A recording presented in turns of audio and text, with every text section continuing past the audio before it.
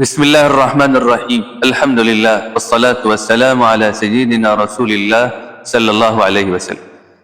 ناظرین کرام، السلام علیکم ورحمۃ اللہ وبرکاتہ۔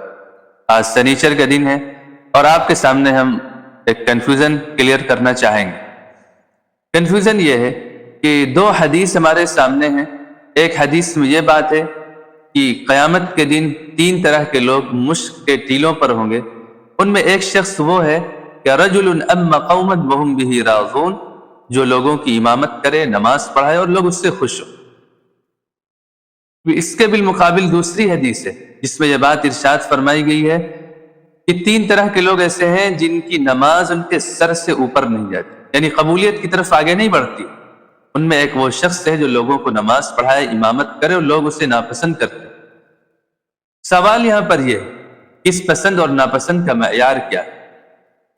کیونکہ اگر کوئی شرعی معیار نہیں ہوگا تو لوگ اپنے اپنے معیار سے کسی امام کو پسند کریں گے، کسی کو ناپسند کریں گے، تو اس کی اپنی زندگی ایک طرح سے دشواری میں پڑ جائے گی اور لوگ بھی کنفیوژن میں پڑ جائیں گے۔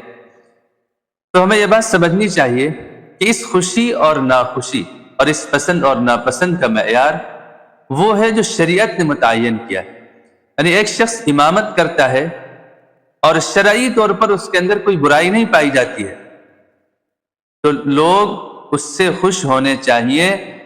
اگر شرعی پابندی کے ساتھ لوگ اس سے خوش نہیں ہیں تو اس وعید میں وہ شامل نہیں ہے، بلکہ لوگوں کی اس ناپسندیدگی کا کوئی اعتبار نہیں، اس کی کوئی حیثیت۔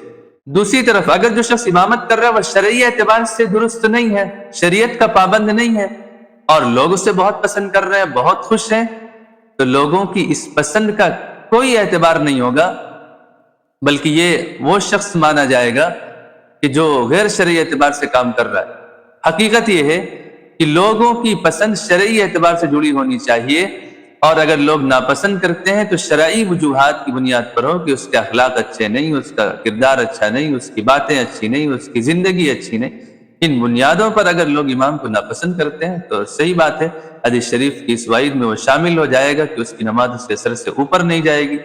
لیکن اگر اپنی ذاتی وجوہات کی بنیاد پر کوئی امام کو ناپسند کرتا ہے اور اس وعید میں لے کر آتا ہے تو یہ اس کی اپنی غلط فہمی ہے، ناسمجھی ہے، حدیث کے صحیح مفہوم نہ سمجھنا اس کی وجہ ہے۔